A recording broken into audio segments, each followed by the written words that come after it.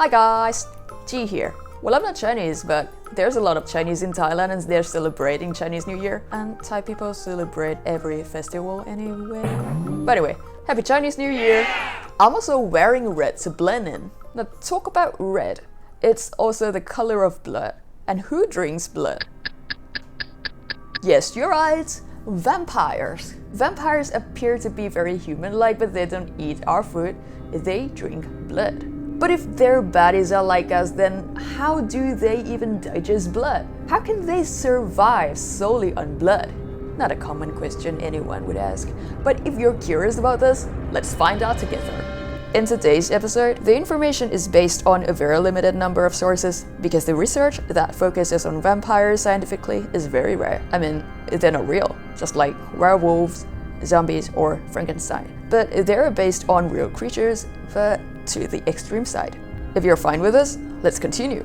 Well, vampires are not the only creature that drinks blood.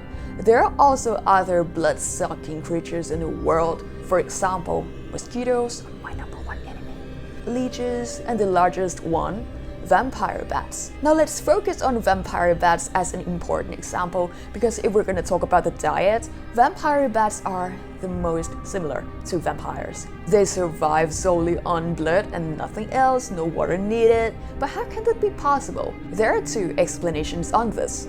Their digestive system is very unique. Human stomach's functions are to store and liquefy the food we eat, and then our intestine does the job of absorbing nutrients. However, for vampire bats, their stomachs just act like intestines. Blood is already liquid, so they can just absorb the nutrients right away. Moreover, blood is very high in protein, and with the only food being blood, vampire bats' kidneys are indeed very powerful. Otherwise, they would have been extinct a long time ago. For your information, a kidney's function is to get rid of wastes and extra fluids to maintain the balance of water, calcium, salts, minerals, and etc. in the body. Therefore, these powerful kidneys would get rid of the extra liquids so they can just focus on the protein. Oh, and what I said about them not needing water, it's not so literal. They get water from blood plasma. Like I said, they're very unique. Second, vampire bats are very small, about 2 to 3 inches. They're so tiny, and the fact that they're so tiny, they don't need much energy to live on.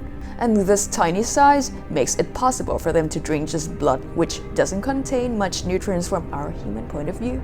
But although they don't require the same nutrients that a human body does, to get enough nutrients, they need to drink blood up to 1.4 times their body weight each meal. Now, here's the fun fact.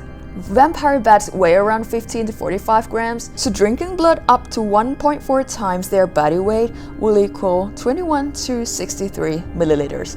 The average weight of a human is 60 to 80 kilograms. Humans contain about 10% of blood in their bodies, so that would be around 6 to 8 liters per person. Now, assuming that vampires weigh the same as human and have the same digestive system as vampire bats, it would mean that a vampire weighing 60 kilograms must consume 84 liters of blood each meal to survive. And that can be gotten from sucking all the blood up from 10 people each meal. So yes, surviving solely on blood is more difficult than it seems in movies. If this video has helped with your curiosity, I'm glad about it.